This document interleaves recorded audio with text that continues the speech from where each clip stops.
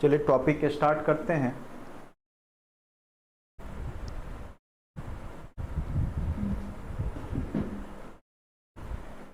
देखिए, जो भी लोग 6 to 8 में बैठेंगे या फिर अगेन 9, 10, 11, 12 में बैठेंगे, वो लोग निश्चित रूप से जो नए कोर्स से जुड़ जाइए। देखिए, कभी कभी मैं पुराने लोगों को भी अलाउ कर रहा हूँ, इसीलिए कि आप इसको समझिए, ठीक है, इस तथ्य को समझिए। अब तो आपका हो सकता है निगेटिव मार्किंग भी दे दे, तो इतना आसान नहीं रहेगा। अब इसको हल्के में आपको नहीं लेना है।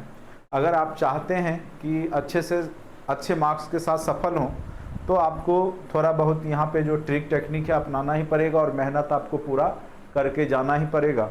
इसीलिए, और ज़्यादा फीस नहीं है, मैंने आपको मैसेज कर दिया है, बहुत ही न्यूनतम फीस में मैं अभी आपको जोड़ दूंगा। तो ज़रूर निश्चित रूप से जो लोग नहीं जुड़े हैं, इंतज़ार में हैं, वो ज़रूर जुड़िए। चलिए, आज का जो टॉपिक है वह आपका है बहमनी साम्राज्य, विजयनगर साम्राज्य के बारे में मेन रूप से पढ़ेंगे, ठीक है। और आज के लिए बस आपका कोर्स का रेट जो है 499 कर दिया गया है कि ज़्यादा से ज़्यादा लोग जुड़िए, जिससे कि आप इस जो क्लास है उसका फ़ायदा आपको मिल सके। मेरा उद्देश्य यही है कि ज़्यादा से ज़्यादा आपके तक पहुंच जाए, जो कि आगे चल करके आपको लगे नहीं जो सर ने पढ़ाया था वो आपके एग्ज़ाम में जो है पूछे गए। तो जितने लोग आप फ़ायदा ले सकते हैं ज़रूर उठाइए, ठीक है। चलिए, नोट्स को बहुत ही ढंग से बनाया गया है मेरे द्वारा, इसीलिए कहीं कोई तरह का दिक्कत नहीं होगा। क्वेश्चन जो भी आपके एग्ज़ाम में पूछे जाएंगे, आप देखिएगा कि इन्हीं सब नोट्स से ही रहेगा, बाहर से क्वेश्चन नहीं रहता है, ठीक है। बशर्ते आप लोग अच्छे से ध्यान से हर एक तथ्य को समझने का प्रयास कीजिएगा अच्छे से। टॉपिक का नाम है विजयनगर साम्राज्य। इसके बारे में आप लोग शायद जानते होंगे या नहीं भी जानते होंगे, ठीक है। लेकिन अगर दक्षिण भारतीय इतिहास को देखा जाए तो ये महत्वपूर्ण यहाँ पर भूमिका निभाता है, और निश्चित रूप से 1-2 क्वेश्चन जो है यहाँ पर आपके एग्जाम में पूछ ही दिए जाते हैं। इसीलिए जो है यह आपके लिए महत्वपूर्ण हो जाता है, ठीक है। चलिए, यहाँ पर आते हैं, देखते हैं कि क्या है विजयनगर साम्राज्य। हम्फी के नाम से भी जाना जाता है। कई बार यहाँ से क्वेश्चन, छोटे छोटे क्वेश्चन पूछे गए हैं। खास करके यहाँ के जो इसके संस्थापक के बारे में पूछा जाता है, रायचूर दोआब के बारे में पूछा जाता है, और कृष्णा तुंगभद्रा नदी के किनारे यह विजयनगर साम्राज्य था। तो ये सब भी क्वेश्चन, छोटे छोटे क्वेश्चन कई बार पूछ लिए जाते हैं। दक्षिण भारतीय इतिहास में 2-3 जो है पल्लव का है, चोल का है, राष्ट्रकूट का है, और ये विजयनगर, यही 4 जो है जहाँ से आपको मैक्सिमम क्वेश्चन, जो भी 4-5 क्वेश्चन पूछना होता है पूछ लेता है। और कुछ द्रविड़ जो साहित्य है उससे क्वेश्चन पूछे जाते हैं। यानी 5 पोर्शन अगर आप लोग अच्छे से अगर दक्षिण भारत का कर लेते हैं, उससे ज़्यादा आपको माथापच्ची करने की आवश्यकता वहाँ पर नहीं है। उसके बाद हम लोग दिल्ली सल्तनत काल से स्टार्ट कर देंगे, ये कंप्लीट होगा। उसके बाद एक दिन आपका जो कल आपका जो है 4:30 से 6 के बैच में हम जो है आपका साहित्य, जो दक्षिण भारतीय जो लिटरेचर है उससे रिलेटेड करवा देंगे, ठीक है। उसके बाद आपका जो है मिडेवल का जो मेन पोर्शन है आपका दिल्ली सल्तनत काल, वो स्टार्ट हो जाएगा। उसमें भी थ्रोली खींचेंगे, और जो जो महत्वपूर्ण है जहाँ से क्वेश्चन पूछे जाएंगे उसको मैं डीपली पढ़ाऊंगा, ठीक है। तो लगातार आप लोग कंटिन्यू, जो भी यूट्यूब पर देख रहे हैं, कुछ वीडियो यूट्यूब पे भी जा रहा है, तो उसको भी आप लोग देखते रहिए। बाद बाकी जरूर क्लास से जुड़ जाइए। अभी 499 में ही आपको 499 ही एक दिन के लिए कर दिया गया है। आप लोग जितना ज़्यादा से ज़्यादा हो सके जुड़ना चाहते तो जुड़ जाए, ये लास्ट मौका है। चलिए, अब आते हैं यहाँ पर, देखते हैं कि आखिर ये विजयनगर साम्राज्य है क्या, कहाँ पर स्थित था। तो उत्तर भारत जिस प्रकार से प्राचीन समय में राजनीतिक गतिविधियों का केंद्र रहता है, आप देखिएगा जो उत्तर भारत का जो पाटलिपुत्र है या आपका जो मगध है, मगध महाजनपद, वो आपका राजनीतिक दृष्टिकोण से, राजनीतिक गतिविधियों के कारण महत्वपूर्ण स्थान रहता है उत्तर भारत। जबकि अगर दक्षिण भारत की बात करें तो वो सांस्कृतिक गतिविधि, खास करके जो वहाँ पे वास्तुकला है, जो आपका स्थापत्य कला है, उसके क्षेत्र में बहुत ज़्यादा वहाँ पर विकास देखने को मिलता है। जैसे आप पल्लव कालीन आप देखें कि किस प्रकार से मंदिर का निर्माण हो रहा था, विभिन्न शैलियों का निर्माण हुआ पल्लव काल में। उसी प्रकार से चोल काल में भी बहुत सारे विशाल विशाल मंदिर बनाए गए, ठीक है। तो आप दक्षिण भारतीय इतिहास को मेन रूप से अगर आप देखिएगा तो सांस्कृतिक गतिविधियों के लिए वो जाना जाता है। सांस्कृतिक गतिविधि में वहाँ पर मेन रूप से आप देख पाएंगे स्थापत्य कला जो है वहाँ का एक महत्वपूर्ण जो है कह सकते हैं उसकी विशेषता है, क्योंकि वो पत्थरों को काट काट करके वहाँ पे बनाए गए हैं जो आज भी आश्चर्यजनक प्रतीत होते हैं। आज भी लोग देश विदेश से उस दक्षिण भारत में जाकर के उस मंदिरों को देखने जाते हैं और विजयनगर साम्राज्य को आज भी लोग देखने के लिए जाते हैं। उसके खंडहर से प्रतीत होता कि कितना बड़ा साम्राज्य रहा होगा। अगर इसकी विशेषता को देखिए तो एक तरफ अगर आप देखिए उस समय 1300 के आसपास का पीरियड है, 1325, जब मोहम्मद बिन तुगलक जो है आपके दिल्ली सल्तनत पे शासन कर रहा था, तुगलक वंश का शासन चल रहा था। तो एक तरफ जहां पूरा देश जो है मुस्लिम आक्रांताओं और मुस्लिम साम्राज्य के अधीन है, वहीं दूसरे और एक छोटा सा साम्राज्य ज्यादा बड़ा नहीं है, वो आपके हिंदू शासकों के द्वारा जो है इतना संपन्न है। तो आखिर इतना संपन्न कैसे हो गया? तो वहां के जो राजा थे, चाहे कृष्णदेव हो चाहे हरिहर बुक्का हो, तो उसका यहाँ पे बहुत बड़ा योगदान रहता है। तो वही चीज आज हम लोग जानेंगे विजयनगर साम्राज्य में। ठीक है, तो देखिए यहाँ पे लिखा हुआ है उत्तर भारत जिस प्रकार से प्राचीन काल से राजनीतिक गतिविधियों का केंद्र रहा है, उसी प्रकार से जो दक्षिण भारत क्या था, सांस्कृतिक गतिविधियों का केंद्र रहा था। ठीक है, उसमें हम लोग दक्षिण भारत में क्या क्या पढ़ते हैं? चेर के बारे में, चोल के बारे में, पांड्य के बारे में, जिसको कि संगम काल भी कहा जाता है, क्योंकि यहाँ पे संगम साहित्य की रचनाएं हुई है, इसीलिए इस काल को संगम काल कहा जाता है। और दक्षिण भारत की एक विशिष्ट संस्कृति थी, उसकी एक अपनी संस्कृति है। ईसा पूर्व प्रथम सदी में तीनों राज अस्तित्व में आ चुके थे। संगम युग के पश्चात चोलों का पुनरुत्थान 9वीं सदी में, आपको हमने जो बताया था विद्यालय जो संस्थापक था वो 9वीं सदी में आया था ना। ऐसे अगर देखिएगा तो चोल का जो स्थापना बहुत पहले ही हो चुका था, प्रथम सदी में ही हो गया था, लेकिन मेन रूप से जो है सत्ता स्थापित करते हैं वो 9वीं सदी में। ठीक है, वही चीज लिखा हुआ। इन वंशों ने दक्षिण भारत में एक स्थापत्य को जो है अपने स्थापत्य को जो है जो स्थापत्य कला था, जो यहाँ का मंदिर निर्माण शैली था, उसको चरमोत्कर्ष पे पहुंचा दिया था। अब हम लोग देखेंगे विजयनगर साम्राज्य का जो स्ट्रक्चर है। ये देखिए यहाँ पर विजयनगर साम्राज्य है, ये आपका दक्षिण भारत का पार्ट है, ये आपका श्रीलंका है, आप लोग को पता होगा। और ये जो है आपका, ठीक है, रायचूर द्वाब है, जहां पे जो कि कृष्णा और तुंगभद्रा नदी, तुंगभद्रा और कृष्णा नदी, तुंगभद्रा और कृष्णा नदी, तुंगभद्रा और कृष्णा नदी के बीच का जो एरिया है। और ये जो था उस समय जो भी जितने भी शासक वर्ग थे दक्षिण भारत में, उसके लिए यह युद्ध का केंद्र था, यानी युद्ध का कह सकते मैदान बन चुका था, जो कि रायचूर द्वाब था। और है कहां पर? तो रायचूर द्वाब जो है कृष्णा और जो है तुंगभद्रा नदी के बीच में। ठीक है, कृष्णा और तुंगभद्रा नदी के बीच में। ठीक है, तो यहाँ पर यहीं पे जो है यही क्षेत्र को लेकर के, इस क्षेत्र को जीतने को लेकर के, चूंकि यहाँ पे बहुत ज़्यादा कह सकते हैं कि उपजाऊ मिट्टी थी, फसल बहुत ज़्यादा अच्छा होता था, तो इस क्षेत्र को जीतने के लिए सभी जो भी यहाँ पे चोल है, राष्ट्रकूट है, पल्लव है, सब आपस में लड़ते रहते थे। ठीक है, तो यहाँ पर ये संघर्ष की भूमि अगर पूछ दिया जाए तो याद रखिएगा रायचूर जो द्वाब है, कृष्णा और तुंगभद्रा नदी के बीच का जो एरिया है, जो द्वाब मतलब होता है दो नदियों के बीच का एरिया। ठीक है, तो वो मेन रूप से उसको हथियाने के लिए लोग यहाँ पे सब आपस में लड़ रहे हैं। ठीक है, चलिए यहाँ पर देखिए तुंगभद्रा एवं कृष्णा नदियों के बीच जो रायचूर द्वाब, कौन सा द्वाब है? कृष्णा और तुंगभद्रा नदी के बीच में, तो याद रखिएगा रायचूर द्वाब अत्यंत ही महत्वपूर्ण है, एकदम इसको भूलिएगा नहीं। कौन सा द्वाब है? तो आपका रायचूर द्वाब है। किस किस नदी के बीच में? तो कृष्णा और तुंगभद्रा नदी के बीच में। ठीक है, और निश्चित रूप से एक दो क्वेश्चन आपको पूछ ही दिया जाएगा। ठीक है, कृष्णा और तुंगभद्रा नदी के बीच का है ये रायचूर द्वाब। ठीक है, और यहीं पर जो है आपका कृष्णा नदी के उत्तर दक्षिण भाग में विजयनगर साम्राज्य है और उत्तर में जो है बहमनी साम्राज्य है। तो तुंगभद्रा नदी और कृष्णा नदी के बीच का जो एरिया है ये आपका क्या है? रायचूर द्वाब है। ठीक है, चलिए दक्षिण भारत का सर्वाधिक उपजाऊ एवं महत्वपूर्ण क्षेत्र, ऐसे आप देखिए दक्षिण का पार्ट मैक्सिमम पठारी एरिया है, लेकिन ये जो क्षेत्र है इसका, ठीक है, ये जो क्षेत्र है ये इसका जो है बहुत ज़्यादा उपजाऊ है, जिस कारण से जो है इस क्षेत्र को जीतने के लिए सभी जो भी वहाँ पे शासक वर्ग आए वो लोग वहाँ पर युद्ध करते रहे। ठीक है, इस पर अधिकार को लेकर के राष्ट्रकूट, ठीक है, पल्लव और चोल आपस में क्या हो गए? लड़ते रहे। तो राष्ट्रकूट, पल्लव और चोल ये द्वाब को जीतने के लिए हमेशा लड़ते रहे। क्यों? क्योंकि वह उपजाऊ मिट्टी था, उपजाऊ भूमि था। ठीक है, चलिए मध्यकाल में एक बार पुनः रायचूर द्वाब, विजयनगर और बहमनी साम्राज्य के मध्य संघर्ष हुआ।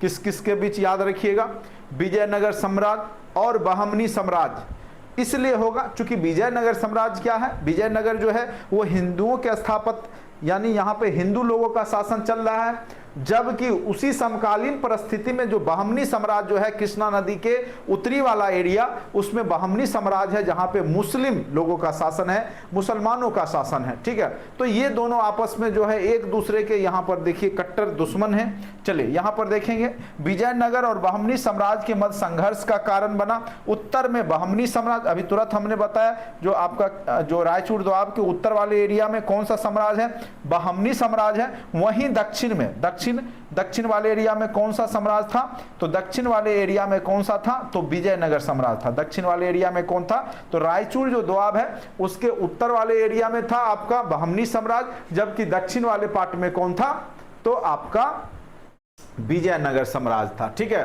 तो ये याद रखिएगा, छोटे छोटे क्वेश्चन आपसे यहां से पूछे जाएंगे। ठीक है, दक्षिण में विजयनगर साम्राज्य है। इस संघर्षों का कारण रायचूर दोआब का दक्कन का युद्ध स्थल कहा गया। ठीक है, इन संघर्षों के बावजूद यहाँ की सांस्कृतिक परंपरा निर्बाध रूप से पल्लवित होती रही, आपस में लड़ते रहे, लेकिन फिर भी जो इनका सांस्कृतिक विकास था, स्थापत्य का विकास था, इनका जो जीवन शैली था वो बढ़ते रहा। ठीक है, विजयनगर के शासकों ने स्थापत्य कला को प्रोत्साहित किया। हम्पी जो विजयनगर का स्थापत्य है आज भी लोग आश्चर्यचकित कर देता है। आजकल के भी लोगों को आधुनिक समय में भी उस समय का जो स्थापत्य कला है, जो पत्थरों को काट करके जो विजयनगर बनाया गया था, वो आज भी लोगों को क्या कर देता है, सोचने के लिए मजबूर कर देता है। ठीक है, तो यही चीज है। उसके बाद इसके बारे में विशेषता के बारे में हम वन बाय वन करके देखेंगे। सबसे पहले जानते हैं कि वह समय 18वीं सदी के अंत में जब टीपू सुल्तान को परास्त कर ईस्ट इंडिया कंपनी ने विजयनगर को जो है मद्रास प्रेसिडेंसी में शामिल कर लिया। किसने, तो ईस्ट इंडिया कंपनी ने। किसमें, तो मद्रास प्रेसिडेंसी में। तो वहां पर जो है एक अंग्रेज इतिहासकार जिनका नाम रहता है, पुराविद जो हैं, पुरातात्विक जो खोज करते हैं, उत्खनन करता, उनका नाम है आपका कर्नल कॉलिन मैकेंजी। ठीक है, सर्वप्रथम जो है इस क्षेत्र में जाते हैं, उसका मानचित्र तैयार करते हैं। और इसके समय जो अलाउद्दीन खिलजी का जब समय था, तो दक्कन के इलाके को जीतने वाला पहला शासक था। तो अलाउद्दीन खिलजी आपको पता होगा जो दक्षिण भारत को जीतने वाला पहला शासक था। परंतु मोहम्मद तुगलक के शासन काल में अधिकांश था दक्षिण प्रदेशों ने अपने को स्वतंत्र घोषित कर लिया था। ठीक है, तो कहिएगा कि अब देखिए आपको हमने तरीका बताया था, गुल खिले तो सूंघ लो। तो खिलजी वंश दक्षिण भारत पर अटैक किया, उसने जीता, लेकिन फिर वह स्वतंत्र हो गया दक्षिण का पार्ट तुगलक के समय में। ठीक है, तो तुगलक के समय में ये जो राज्य थे, ठीक है, और आपको पता होगा कि 1333 के बारे में हमने बताया था, इब्न बतूता आया था, मोरक्को निवासी मोहम्मद बिन तुगलक। तो किसका शासन चलेगा यहाँ दिल्ली में, तो उत्तर भारत में अभी मोहम्मद बिन तुगलक का शासन है।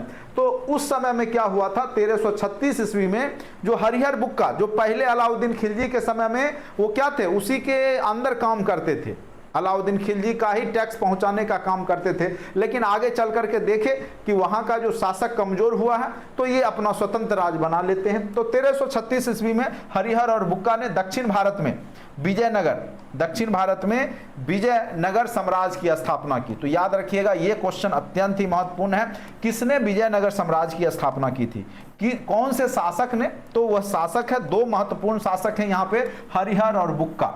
अत्यंत ही महत्वपूर्ण क्वेश्चन है, बीबीआई है, कई बार पूछे जा चुके हैं कि विजयनगर साम्राज्य का संस्थापक कौन था और कब किया था, तो याद रखिएगा। और उस समय दिल्ली सल्तनत पे किसका राज था, तो उस समय दिल्ली सल्तनत पर मोहम्मद बिन तुगलक, जो कि पगला बादशाह के नाम से जाना जाता है, जिसको हम लोग MBT शॉर्ट फॉर्म में बोलते हैं, मोहम्मद बिन तुगलक, उसी का शासन था। ठीक है, तो एकदम याद रखना है आपको, ये क्वेश्चन अत्यंत ही महत्वपूर्ण है और निश्चित रूप से आपके एग्जाम में पूछ सकता है कि 1336 ईस्वी में हरिहर और बुक्का ने विजयनगर साम्राज्य की स्थापना की थी। ये डायरेक्ट पूछेगा कि विजयनगर साम्राज्य का संस्थापक कौन था, हरिहर और बुक्का, कब किया था, तो 1336 ईस्वी में। कब किया था, तो 1336 ईस्वी में। ठीक है, 1300 भी याद रखिएगा, तो आप ऑप्शन में खोज ही लीजिएगा। और याद रखिएगा वह समय मोहम्मद बिन तुगलक का था, दिल्ली में उस समय मोहम्मद बिन तुगलक का शासन चल रहा था। ठीक है, अब देखेंगे इसके विशेषताओं के बारे में हम लोग जानेंगे।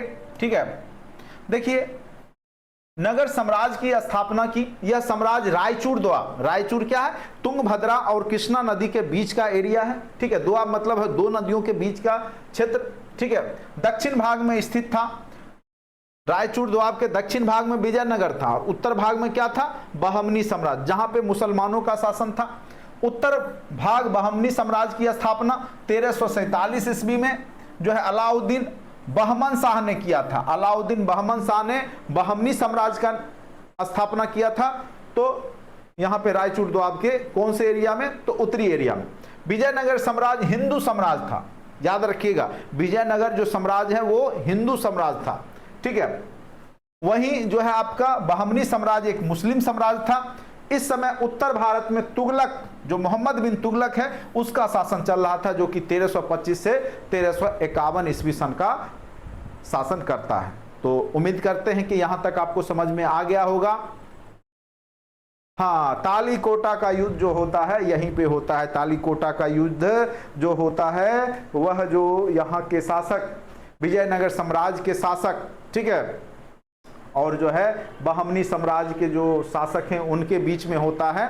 राम राय एक शासक रहता है, जिसको यहाँ पर राम राय क्या करता है कि फूट डाल करके शासन करने का प्रयास करता है। क्योंकि ये लोग 5 लोग मिल करके उस क्षेत्र में शासन कर रहे थे, 5 मुस्लिम शासक थे वहां पे। तो वो उनको आपस में ये क्या करता है, फूट डालो और शासन करो की नीति अपनाने का प्रयास करता है। लेकिन आगे चल करके वह समझदारी का वहाँ परिचय देते हैं और वो आपस में मिल जाते हैं। और जो यहाँ पे राम राय रहता है उसको जो है षड्यंत्र और युद्ध में मार करके, तालीकोटा के युद्ध में मार करके उसको जो है भाले के नोक पे उसके सर को लेके घुमाते हैं, ठीक है। तो अपने आप में और हिंदू जो यहाँ पे राज्य बनता है उसको छत बिछत कर देते हैं। यही कहानी है, इसमें ज़्यादा कुछ है नहीं, बस ये अपनी सांस्कृतिक धरोहर के लिए जाना जाता है। यहाँ पे जो क्वेश्चन पूछता है बस विजयनगर साम्राज्य का संस्थापक कौन था, उसके बाद किस नदी के बीच में है, और वहाँ पर जो है कब का पीरियड है, ये सब पूछ सकता है, ठीक है। तो मेन चीज आप लोग समझ ही रहे हैं क्या क्या पूछने का उम्मीद है। तो अलाउद्दीन बहमन शाह ने किया। विजयनगर साम्राज्य हिंदू साम्राज्य था, तो बहमनी साम्राज्य एक मुस्लिम साम्राज्य था। इस समय उत्तर भारत में तुगलक सुल्तान मोहम्मद बिन तुगलक, जिसको कि पगला बादशाह कहते हैं, क्योंकि इसने जितना लाया सारा जो है एक भी इसका जो है योजना सफल नहीं रहा था। हम लोग इतिहास में पढ़े थे पिछले बार भी, फिर हम लोग अच्छे से पढ़ेंगे। विजयनगर साम्राज्य के जो क्रमशः 4 वंश हुए उसके बारे में जानिए। जो वंश हुआ है उसके प्रमुख राजा के बारे में आप लोग उसको जान के रखिए, कौन कौन राजा हुए। तो सबसे पहला जो संगम वंश चलता है 1336 से 1485 ईस्वी में, ठीक है। जो संगम वंश है इसका संगमकालीन वंश है, संगम वंश के नाम से जाना जाता है। जो विजयनगर साम्राज्य पर जो संगम वंश का जो शासन रहता है वह आपका 1336 से 1485 ईस्वी सन का रहता है।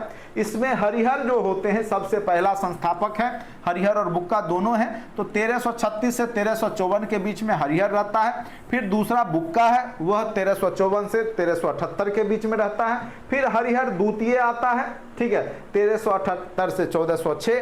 फिर आपका देवराय प्रथम आता है, निकोली कोंटी इन्हीं के समय में आया था। फिर देवराय द्वितीय आते हैं। अब्दुल रज्जाक, ये कई बार पूछा जाता है, अब्दुल रज्जाक किसके दरबार में आया था? अब्दुल रज्जाक जो आया था वो देवराय द्वितीय के दरबार में आया था। एक अच्छा इतिहासकार है और इसने अपने ग्रंथ में लिखा भी है विजयनगर साम्राज्य की विशेषताओं के बारे में। तो अब्दुल रज्जाक का नाम नहीं भूलिएगा, पूछ सकता है किस इतिहासकार ने सर्वप्रथम विजयनगर साम्राज्य की विशेषताओं का वर्णन अपने किताब में किया था? तो अब्दुल रज्जाक जो था उसने किया था। और यह आया था किसके समय में? तो देवराय द्वितीय के समय में आया था। किसके समय में आया था? तो देवराय द्वितीय के समय में आया था। उसके बाद मल्लिकार्जुन एवं विरूपाक्ष जो है 1446 से 1450 ईस्वी में। तो यहाँ पर जनरली क्वेश्चन जो पूछे जाएंगे, विजयनगर साम्राज्य के संस्थापक कौन थे और अब्दुल रज्जाक किसके समय में आया था, ये पूछ सकता है। एक इतिहासकार है जो कि आता है किसके समय में? वो आता है देवराय द्वितीय के समय में 1422 से 1446 के बीच में। चलिए, उसके बाद आपका जो संगम वंश के बाद वहां पे जो वंश आता है विजयनगर में, उसको बोलते हैं सालुब वंश। क्या बोलते हैं? उसको बोलते हैं सालुब वंश। और इसका पीरियड 1486 से 1505 ईस्वी रहता है। और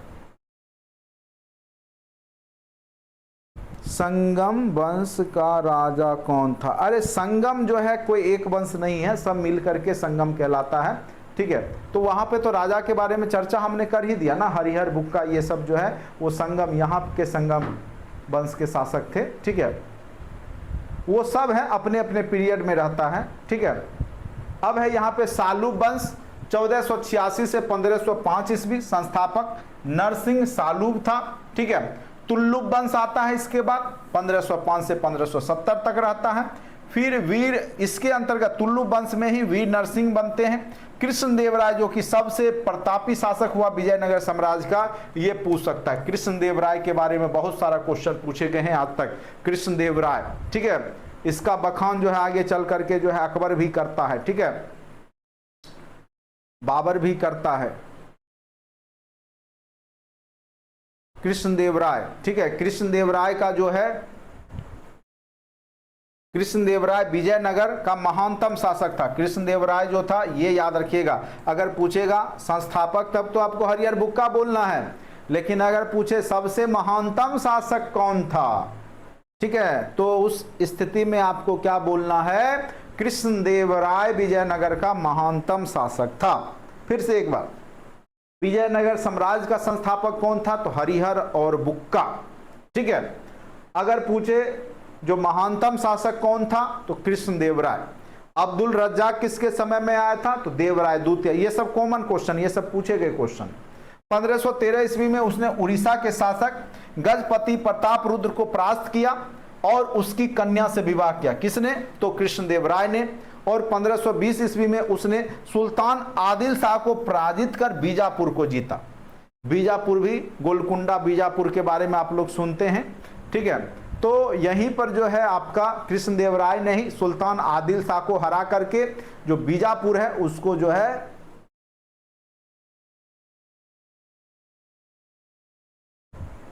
बीजापुर है उसको जीत लिया था, ठीक है। तो आगे संगम काल बताएंगे, घबराइए नहीं, संगम काल के बारे में जो संगम कालीन जो सब कुछ बताएंगे। अभी हम लोग विजयनगर साम्राज्य पढ़ रहे हैं, अच्छे से समझिए इसको। सुल्तान आदिल शाह को पराजित कर बीजापुर को जीता था, ठीक है। तो ये याद रखना है आपको, ये लाइन किसने, तो कृष्णदेव राय ने, ठीक है। वह एक महान विद्वान भी था। क्या था, तो महान विद्वान था। कौन, तो कृष्णदेव राय एक महान विद्वान था, कला था, कला और विद्या का पोषक भी था। और तेलुगु राजनीति पर उसने अमुक्त माल्याद ग्रंथ लिखा है, जो कि तेलुगु राजनीति से संबंधित है। हो सकता है पूछ दे इनमें से कौन सा ग्रंथ जो है आपका ये कृष्णदेवराय के द्वारा राजनीति पर आधारित ग्रंथ लिखा गया था, तो याद रखिएगा अमुक्त माल्याद जो है वो तेलुगु राजनीति पर आधारित ग्रंथ है। उसने संस्कृत का नाटक जामवंती कल्याणम, याद रखिएगा, चूंकि यह एक विद्वान भी है कृष्णदेवराय, केवल शासक ही नहीं वरन की कला का और विद्या का पोषक भी है। और इसने एक नाटक भी लिखा, उसका नाम है जामवंती कल्याणम, ठीक है। और जो तेलुगु राजनीति पर आधारित ग्रंथ है उसका नाम है अमुक्त माल्याद। ये सब क्लिष्ट नाम है, थोड़ा सा पूछ दिया जाता है तो उस समय आप खोज नहीं पाइएगा, इसलिए एक आध बार पढ़ना जरूरी रहता है। ये सब जामवंती कल्याणम नाटक का रचना कृष्णदेवराय ने ही किया। ऐसे जनरली दक्षिण भारत के कम क्वेश्चन पूछे जाते हैं, ठीक है, लेकिन फिर भी एक बार अगर पढ़ लेते हैं, क्योंकि आपको एक एक नंबर वहां स्कोर करना है, ठीक है, याद रखिएगा मेरा। इसके दरबार में 8 विद्वान को अष्ट दिग्गज कहा जाता था। ऐसे आगे चल करके शिवाजी के दरबार में भी अष्टप्रधान सेना होता था, ठीक है, लेकिन यहां पर भी अष्ट दिग्गज जो है यहां पर दिखाई देंगे, ठीक है। अब आते हैं, उसने स्वयं को आंध्र भोज कहा। जो दक्षिण भारत के शासक थे वो अपने आप को भोज कहते थे। जैसे पश्चिम में आपका पूरब में जो है सम्राट कहा जाता था, पश्चिम में सौराष्ट्र कहा जाता था, वहीं उत्तर में विराट कहा जाता था शासक को, वहीं दक्षिण भारत के शासक को भोज। हम लोग कहावत पढ़ते हैं, कहाँ राजा भोज कहाँ गंगू तेली, ठीक है। तो वो कहानी जो है वो राजा भोज जो है, भोज एक उपाधि है, राजाओं की उपाधि थी उस समय, ठीक है। तो उसने स्वयं को आंध्र भोज कहा। किसने, तो कृष्णदेवराय ने। कृष्णदेवराय ने स्वयं को क्या कहा था, आंध्र भोज कहा था, ठीक है। अब इसके बाद वहां का जो शासक बनता है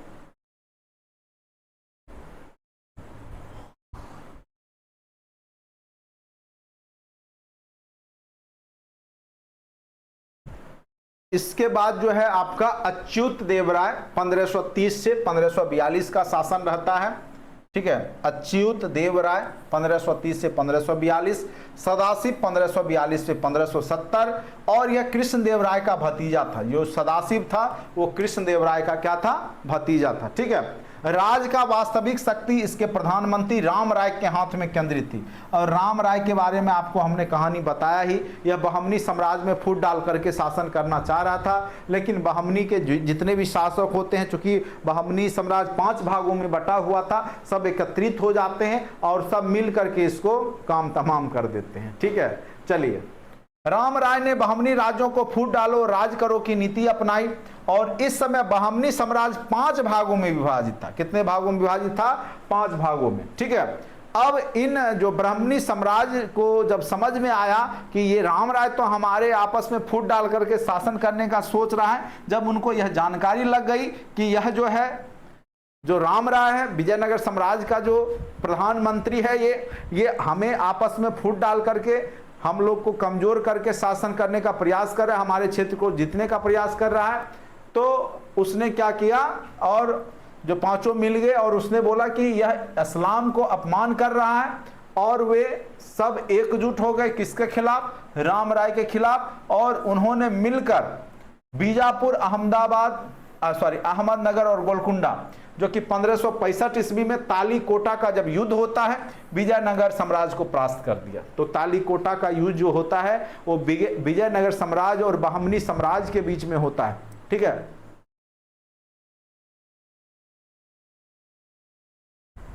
विजयनगर साम्राज्य और जो है तालीकोटा का जो युद्ध होता है, ये लाइन याद रखिएगा, ये क्वेश्चन पूछा हुआ है। तो बीजापुर, अहमदनगर और गोलकुंडा, ठीक है, 1565 ईस्वी के तालीकोट के युद्ध में विजयनगर साम्राज्य को परास्त कर दिया। ये यहाँ पे ये तीनों क्षेत्र मिल गया, क्योंकि यह मुस्लिम साम्राज्य था। ये 5 का जो क्षेत्र था बीजापुर का, ये बहमनी साम्राज्य का, ये सब मिल करके विजयनगर साम्राज्य को परास्त कर देते हैं। राम राय पकड़ा जाता है। ठीक है। और अहमदनगर के निजाम शाह ने राम राय का क्या कर दिया? सर काट दिया। सर को काट करके भाले पर टांग दिया, टांग करके घुमाया, टांगा ही नहीं बल्कि उसको पूरे शहर में विजयनगर साम्राज्य में घुमाया भी, और साथ साथ वहां का जो साम्राज्य था, हिंदू साम्राज्य और जो सुसज्जित साम्राज्य था, उसको तहस नहस कर दिया। ठीक है। इस प्रकार न केवल राम राय अपितु समस्त विजयनगर का सर्वनाश कर दिया गया। केवल राम राय को ही भाले के नोक पे नहीं घुमाया गया, बल्कि पूरा विजयनगर साम्राज्य को भी बहमनियों ने जो है आक्रांताओं ने समाप्त कर दिया। ठीक है। उसके बाद आइए, आरवीडू वंश आता है 1570 से 1615 ईस्वी। ठीक है। विजयनगर के पतन के पश्चात तिरुमाल ने आरवीडू वंश की स्थापना की।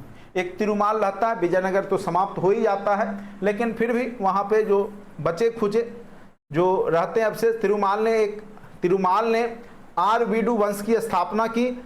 आरवीडू वंश ने पेनुकोंडा एवं चंद्रगिरी से शासन किया। रंग तृतीय विजयनगर साम्राज्य का अंतिम शासक सिद्ध हुआ। ये क्वेश्चन पूछ सकता है कि विजयनगर साम्राज्य का अंतिम शासक कौन था?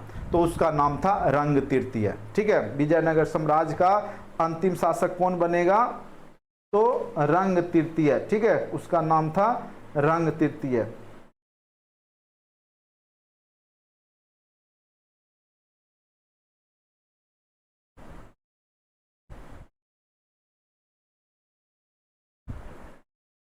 चलिए, तो उम्मीद करते हैं कि विजयनगर साम्राज्य की कहानी आप लोग समझ गए। छोटा सा ही कहानी था। ठीक है। अभी उसके आगे भी हम लोग प्रशासनिक इकाई देखेंगे, लेकिन मेन कहानी जो है, आप विजयनगर साम्राज्य का संस्थापक हरिहर बुक्का का नाम याद रखिएगा।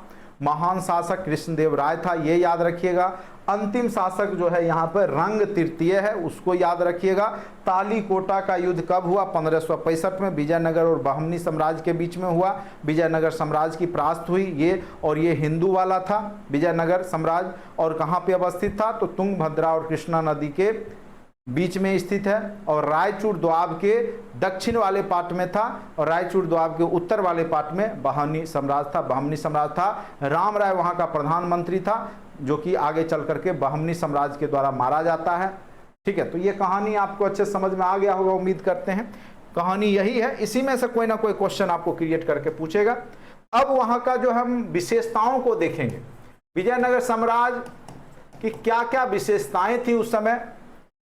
ठीक है, कह सकते हैं एक तरफ जहां पूरे भारत में, उत्तर भारत में जो है मुस्लिमों का शासन है, दिल्ली सल्तनत काल चल रहा है, और वहीं दूसरे तरफ दक्षिण भारत का एक छोटा सा क्षेत्र में हिंदू साम्राज्य स्थापना हो जाता है। तो यही अपने आप में कह सकते हैं बहुत हिम्मत वाला काम था। ठीक है,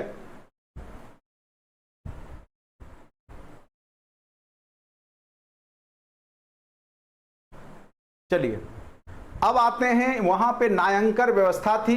नायंकर व्यवस्था पूछ देगा क्या है, तो जागीरदारी व्यवस्था को ही नायंकर व्यवस्था कहा जाता है। यानी वहां के जो सेना होते थे उनको जमीन दे दी जाती है थी, उनको सैलरी नहीं दिया जाता था, बल्कि जो वो सेना में जो भूमिका निभाते थे, सेनाओं के तरफ से लड़ते थे, तो उनको जागीर दे दिया जाता था, जमीनें दे दी जाती थी, कि जिस कारण से जो है वो क्या करें कि वहां पर नायक की भूमिका निभाए। और वही चीज लिखा हुआ है नायंकर व्यवस्था।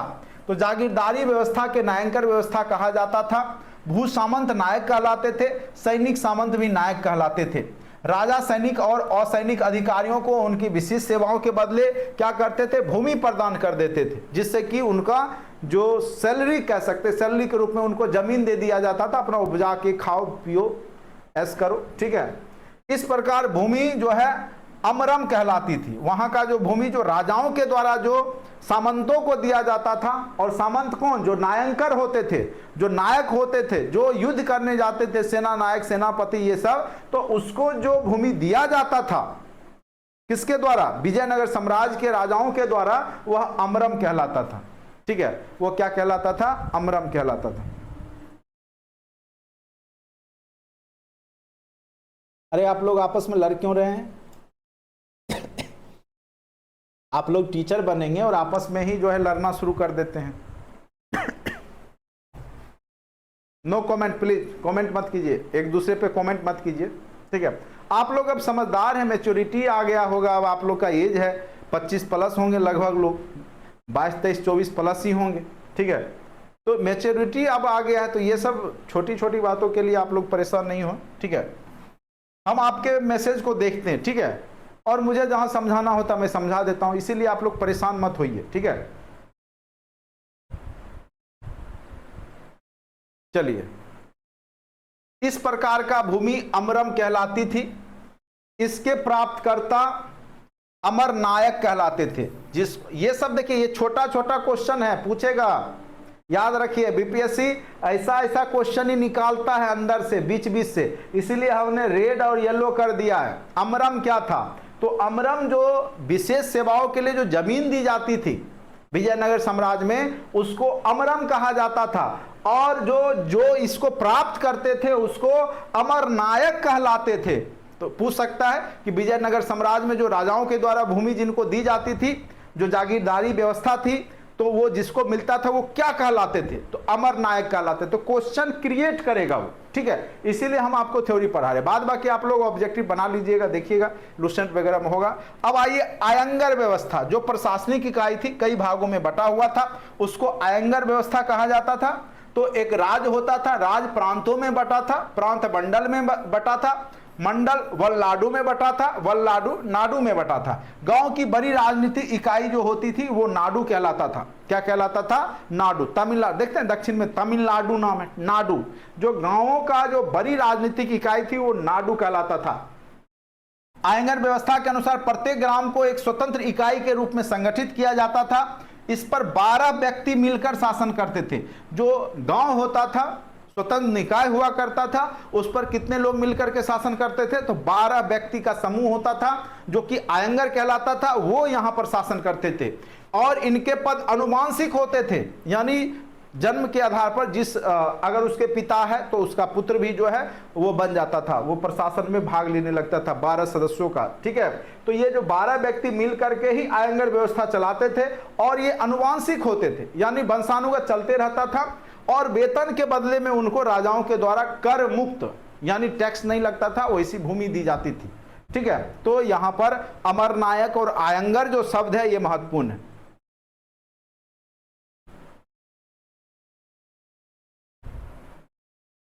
अरे ये महिला लोग सब ना बहुत बहुत लड़ती है, इसीलिए महिला लोग का ना बहुत मुश्किल काम है।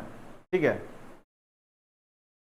ऐसा कीजिएगा आप लोग, समझदार व्यक्ति हैं, फिर आप लोग चैट चैट कर रहे एक दूसरे को लिख रहे हैं। मैं बोल रहा हूँ चैट मत कीजिए एक दूसरे को, ठीक है, कमेंट मत कीजिए, क्लास को होने दीजिए।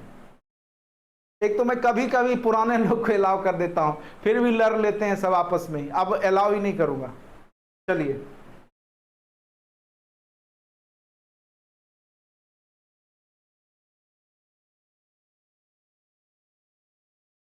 अब आते अमर नायक। अमर नायक प्रणाली राजनीतिक संगठन वही है, अभी विशेषता थी जो कि जो वहां सेना नायक होते थे उसको जो है जागीरदार दिया जाता था, जागीर दिया जाता था, जमीनें दी जाती थी कर मुक्त। ठीक है, वही यहाँ पे अमर नायक होते थे। इस प्रणाली के अनेक तत्व सल्तनत कालीन इक्ता प्रणाली के ग्रहण किए गए हैं। तो जो आपका इल्तुतमिश के समय में इक्ता प्रणाली का जो शुरुआत हुआ था, तो उसी से यहाँ पे ये जो तरीका है ग्रहण किया गया था। अमर नायक एक सैनिक अधिकारी होता था, वो तो हमने आपको बता ही दिया, जिसके अधीन निश्चित संख्या में सैनिक की टुकड़ियां होती थी। एक प्रकार का कह सकते हैं सामंत, जो कि सैनिकों को ट्रेन करके रखते थे, जब राजा को जरूरत होती थी तो उसको वो देते थे। तमिल प्रदेश एवं विजयनगर साम्राज्य में भूमि का लगभग 3/4 भाग अमर नायकों के प्रमुख उत्तरदायित्व थे। यानी जो पूरा जो विजयनगर साम्राज्य था उसका 3/4 भाग जो था वो अमर नायकों के पास ही रहता था, उसी के दायित्व में चलता था। मंदिरों को उपहार देना, मंदिरों को उपहार ये लोग देते थे। ठीक है, कौन? तो अमर नायक ही देते थे। तालाबों का निर्माण करना भी इन्हीं का काम था, अमर नायकों का ही काम था। और जो उजरा हुआ भूमि है, जो मतलब कह सकते बंजर भूमि है, उसको खेती लायक बनाने का काम भी इन्हीं का था, अमर नायक का ही होता था, जिनको राजा जागीरदार देता था। ठीक है, जागीर देता था, जमीनें देता था। अब देखिए, विजयनगर साम्राज्य की एक विशेषताएं हैं कि उस समय में वहां सिंचाई की व्यवस्था की गई थी। विजयनगर चारों ओर से ग्रेनाइट की चट्टानों से घिरा हुआ है। ठीक है, वो और यही विशेषताएं है विजयनगर साम्राज्य की कि आज भी जाइएगा तो उसके चारों ओर जो है पत्थरों से वो शहर किलाबंद किया हुआ है, ग्रेनाइट से, और पत्थर को बिना सीमेंट बिना सुर्खी चूना से जोड़ा हुआ है। जैसे मान चलिए ये पत्थर है, तो इस तरीका से उसको एडजस्ट कर दिया कि नीचे से जो है बिना वो होता है ना कि आजकल ब्लॉक बनता है, तो ब्लॉक जो है आप बच्चे का खिलौना देखते होंगे तो उसमें कुछ रहता है, तो उसमें ब्लॉक में ब्लॉक फिट होकर के वो क्या होता है, आप कुछ भी आकृति बना सकते हैं। तो उसी प्रकार से वहां पे ब्लॉक बना बना करके पत्थर को जो है दीवार बना करके घेर दिया जाता था, बिना मतलब कोई सीमेंट उमेंट का प्रयोग किए। ठीक है, बड़ी दिमाग के बहुत ये लोग उस समय कह सकते हैं, उस समय के लिए बहुत बड़ी बात थी। चट्टानों से घिरा, इन चट्टानों के कई जलधाराएं फूटकर तुंगभद्रा नदी में मिलती है। इससे एक प्राकृतिक कुंड का निर्माण हुआ। इन सभी धाराओं को बांधकर पानी का हौज बनाए गए थे। और कहां से पानी आता था? तो तुंगभद्रा नदी से। और इन्हीं में से एक हौज का नाम था कमलपुरम जलाशय। पूछ सकता है कि कौन से जलाशय से विजयनगर साम्राज्य के लोग सिंचाई करते थे? तो उस समय जो जलाशय का नाम है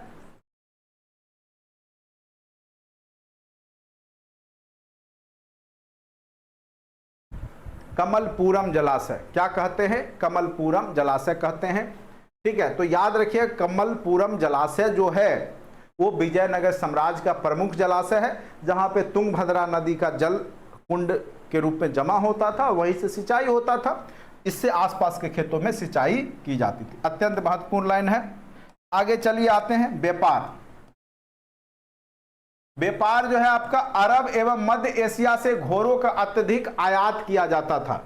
ये लोग जो है खरीदारी घोड़े का कहां से करते थे? तो ये लोग घोड़े का उपयोग करना शुरू कर दिए थे अरब और मध्य एशिया से। ठीक है,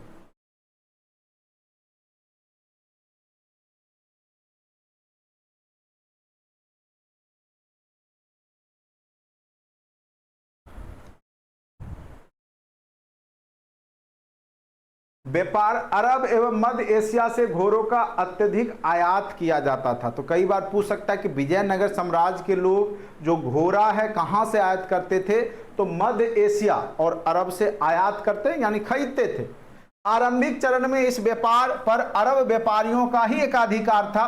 व्यापारियों में स्थानीय समूह को कुदिरई चट्टी अथवा घोड़ों का व्यापारी कहा जाता था। जो घोड़े का खरीद बिक्री करते थे उसको क्या कहा जाता था?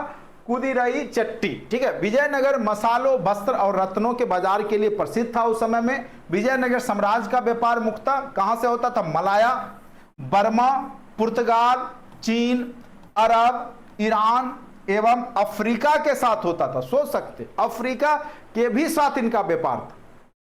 कपड़ा, चावल, लोहा, चीनी, मसाले बाहरी देशों को ये लोग निर्यात करते थे और तांबा और आभूषण का आयात होता था। ये लोग आभूषण के बहुत ज्यादा यहाँ की महिलाएं शौकीन थी। ठीक है।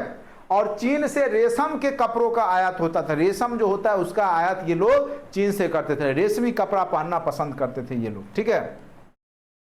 किले व सड़कें कैसी थी? फारस के राजदूत, देखिए ये अत्यंत महत्वपूर्ण है। कहां का है? फारस यानी इराक ईरान जो फारस है। अब्दुल रज्जाक ने विजयनगर में दुर्गों की 7 पंक्तियों का उल्लेख किया है। कई बार पूछेगा कि विजयनगर साम्राज्य का वर्णन किस मध्यकालीन इतिहासकार ने किया है, तो याद रखिएगा अब्दुल रज्जाक। ठीक है। अत्यंत महत्वपूर्ण है, ये क्वेश्चन पूछा हुआ है, अत्यंत महत्वपूर्ण है VVI। ठीक है। तो विजयनगर साम्राज्य का जो मध्यकालीन इतिहासकार है अब्दुल रज्जाक में बहुत ही बेहतरीन तरीके से इसका वर्णन किया है। 7 पंक्तियां उसको चारों ओर से घेरे हुई थी। इन किले बंदियों द्वारा शहर, कृषि क्षेत्र, जंगल को भी अलग अलग तरीका से घेरा था और फिर ओवरऑल घेरा हुआ था। ठीक है। सबसे बाहर दीवार विजयनगर के चारों ओर पहाड़ियों को आपस में जोड़ करके निर्मित की गई थी। जो उसके चारों ओर पहाड़ था सबको जोड़ करके पूरा एकदम सुरक्षित किला बंद किया गया था। दीवार में पत्थर के फनाकार टुकड़ों का उपयोग किया जाता था। फनाकार वही बताए जैसे ब्लॉक होता है ना, ब्लॉक जैसे होता है बच्चों का खेलने वाला, आप देखते होंगे जैसे वो सेट हो जाता है सब आपस में ब्लॉक, उस तरीका से जो स्वतः जुड़कर अपने स्थान पर टिके हैं। ठीक है। अभी तक टिके हुए हैं। विजयनगर दुर्ग में प्रवेश के लिए सुरक्षित प्रवेश द्वार हुआ करता था और जगह जगह क्या बनाए गए थे? क्योंकि चारों ओर से 4 दीवारी से घेरा हुआ था तो जगह जगह सुरक्षित जो है प्रवेश द्वार बनाए गए थे। ठीक है। सड़कें बनाई हुई थी। प्रवेश द्वार, मेहराब और गुंबदों का प्रयोग किया गया था। चूंकि वहां पे इस्लाम का तो प्रभाव था ही, तो कह सकते हैं कि वहां पर जो है इंडो इस्लामिक शैली आ चुकी थी। इस्लामिक जो अरबी कंट्री जो अरबी मुसलमान हैं वो लोग जो जिस संस्कृति का प्रयोग करते थे जो मेहराब और गुंबद बनाने में, तो वो यहां पर भी आपको दिखाई देगा विजयनगर में भी। ठीक है।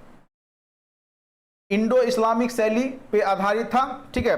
उसके बाद विजयनगर में सड़कों का जाल बिछा हुआ था। ये सड़कें प्रवेश द्वार से निकलती थी। कुछ सड़कें मंदिरों के प्रवेश द्वार से निकली हुई थी और सड़कों के दोनों ओर बाजार हुआ करते थे। जनरली ये सब जो मंदिर कहीं बनाते थे और वहीं से इनका जो है दरवाजा मतलब जो रास्ता होता था निकलता था। और सड़क के दोनों तरफ दुकानें हुआ करती थी। ठीक है। सड़क के दोनों तरफ क्या था? दुकानें हुआ करती थी, बाजार लगता था। स्थापत्य, विजयनगर साम्राज्य के स्थापत्य कला को मुख्यतः 3 भागों में विभाजित किया गया है। पहला धार्मिक के रूप में, दूसरा राजशाही, तीसरा नागरिक। यानी 3 स्तर पे यहाँ पे जो है स्थापत्य का विकास हुआ है। एक तो वहाँ के राजाओं ने किया, एक वहाँ के लोगों ने किया, और धार्मिक स्थल। ठीक है। विजयनगर शैली में चालुक्य, होयसल, पल्लव, चोल शैलियों का मिश्रण देखने को मिलता है। यानी जो भी ये चालुक्य का जो शैली है, पल्लवों का जो मंदिर निर्माण शैली है या चोलों का जो शैली है, वो सब का मिश्रण यहाँ देखने को मिलता है। इन्होंने स्थानीय कठोर पत्थर जो ग्रेनाइट था उसका यहाँ प्रयोग किया और शिल्प कला का जो प्रयोग सेल खरी पत्थरों का इस्तेमाल किया। ठीक है। छोटे छोटे सेल खरी पत्थरों से वहां पे बनाए गए। धार्मिक स्थापत्य में मंदिर का विशेष महत्व है। मंदिर की विशेषता क्या थी? सामने की ओर खुला हुआ जो है स्तंभ होता था, हॉल होता था बड़ा सा, जिसको महामंडप कहा जाता था। मध्य भाग में बंद हॉल होता था जिसको भदे मंडप कहते थे, और इसके पृष्ठ भाग में जो पीछे वाले भाग में गर्भगृह होता था जिसमें भगवान स्थापित होते थे। ठीक है। दीवारों पर शिकार करना, नाच, युद्ध आदि का जो जश्न मनाने का जो है चित्रांकन या सुंदर दृश्य बनाए गए थे। जैसे अभी भी अगर आप देखना चाहते हैं इस साम्राज्य का जो उस समय का मंदिर, तो विट्ठल स्वामी मंदिर आप जाकर के देख सकते हैं। वह जो है आपका विजयनगर साम्राज्य के द्वारा ही बनाया गया था। ठीक है।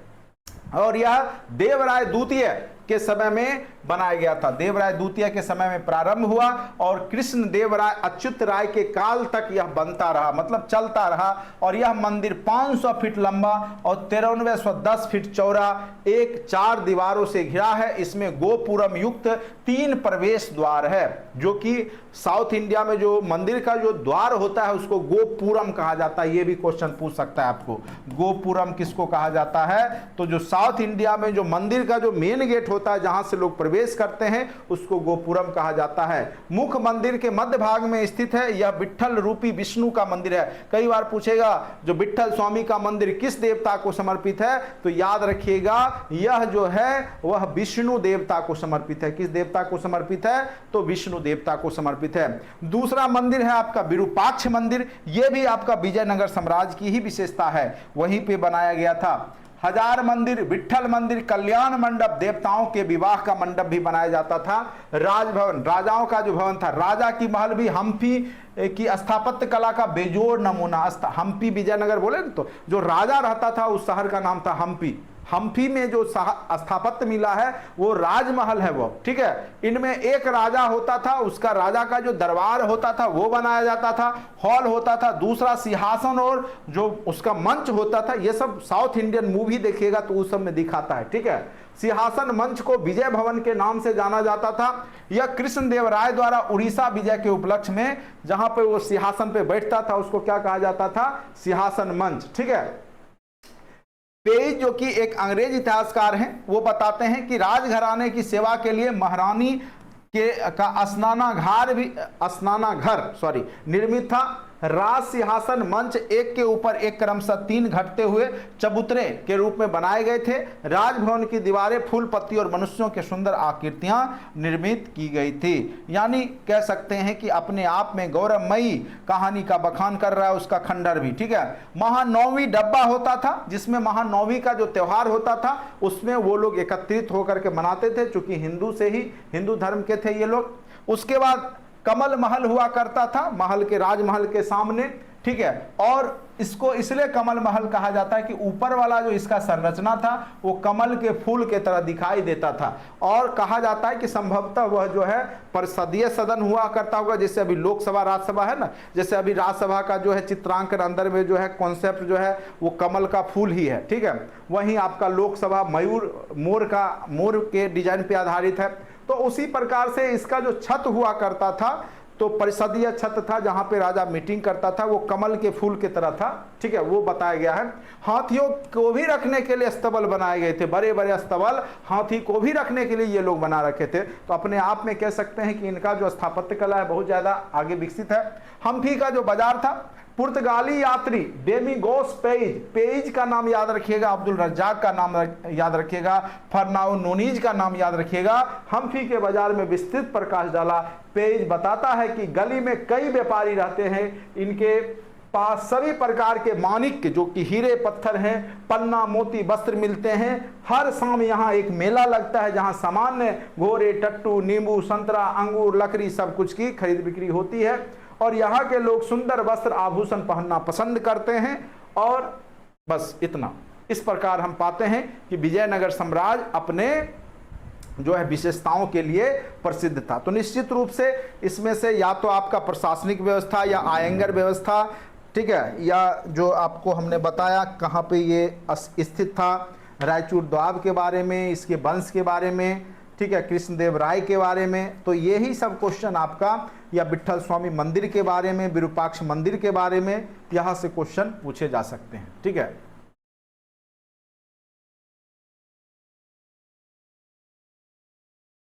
उम्मीद करते हैं कि आप लोग को ये समझ में आ गया होगा विजयनगर साम्राज्य, ठीक है। आप लोग तो लड़ाई करते हैं, क्लास में चैट करते रहते हैं, तो पढ़ेंगे क्या?